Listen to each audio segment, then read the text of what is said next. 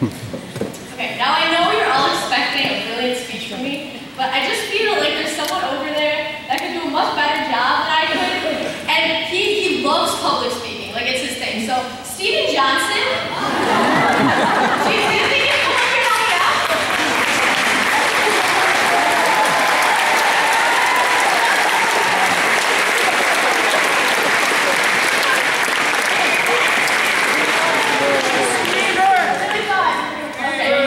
That's okay, maybe next time. So, when I Googled how to write a valedictorian speech, there were a bunch of links came up that were telling me to be inspirational and motivational and to talk about the future, and it all just sounded so incredibly boring.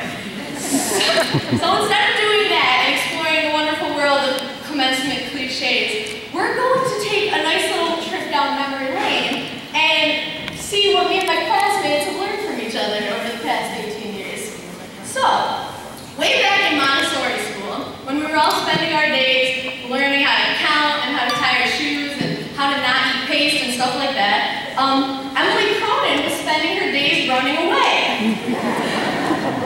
Yeah, every day when we were coming in for recess, the teachers literally couldn't find Emily because the little ball of energy didn't want to go back inside, so she just stayed out there.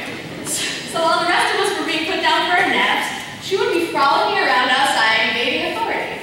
Good job, Emily. So the moral of the story, dare to be different in everything that you do. While everyone else is inside napping, you'll be having a blast. So then came elementary school, and recess got a little more intense, to say the least. So after weeks and weeks of playing kickball, and more kickball, three creative little fourth graders, Taylor Gottschalk, Shannon Schwarber, and PJ Black, who moved away, but he's still there. They put their brains together and made up the game of tackle ball. It was basically the perfect mix of playground violence and childhood fun. So the teams were divided by gender, the boys against the girls, and I can't be sure what exactly the object of the game was because it was really insane, but I think we were trying to tackle whoever had the kickball and get it to our team and try to keep possession for as long as we possibly could. So, as tackle ball grew in popularity, it also rose to the forefront of our teachers' radar. So, of course, there were injuries and casualties and people broke some bones, not really, but within the week, the game of tackle ball was outlawed, and the age of tackle ball was destined to be remembered as the golden age of our recess back then. So we learned the importance of being creative. Not everyone may appreciate your ideas, but it doesn't mean your idea is any less brilliant than it is. So even if you end up creating a playground abomination, never stop expressing yourself. So now every year at the ALFRED-ALMOND Halloween Parade, you're bound to see two dedicated and creative parents dressed up as various Disney characters. They've done just about everything from Donald Duck to the Big Bad Wolf to Goofy, everything. So every year we're bound to see Patrick Greeny, face red as a beet, as he's giving his expressive and creative festive parents big hugs. But no matter how embarrassing this experience was for Patrick, it was just another opportunity for him to laugh and have fun along with his classmates. And as the years went by, the color of his cheeks faded from a crimson red to a slightly rosy pink. So we realized that things are a lot more fun with a smile on your face than a frown. So learn to laugh at yourself, at others, and at life, no matter how rosy your cheeks may get. And then this year during soccer season, our bench turned into an infirmary of sorts. By the end of the season, about half our starters were out with injuries, and three of our captains, Hannah Holmack, Carly Johnston, and Kaylee Mulheisen, all suffered some type of head injury. The first to go down was Hannah when she went up for a header and came down with a gash in her forehead, like pretty deep gash.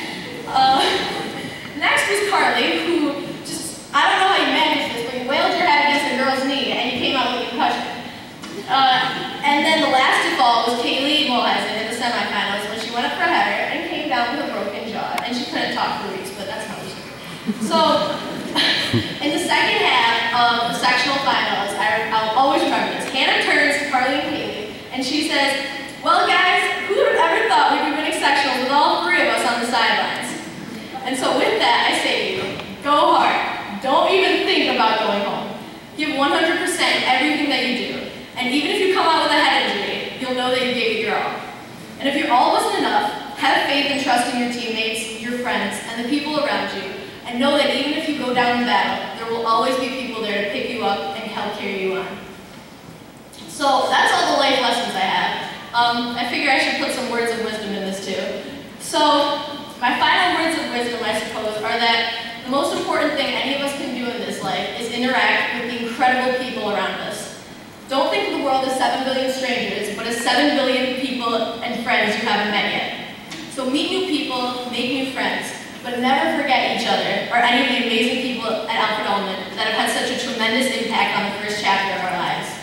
Yes, we go to a teeny tiny school in the middle of nowhere, but we should all feel extremely fortunate and honored to have grown up in a place that is so encouraging in academics, athletics, and extracurriculars, with teachers and staff members that have constantly pushed us to do our very best in everything that we do, and who have helped us to achieve greatness.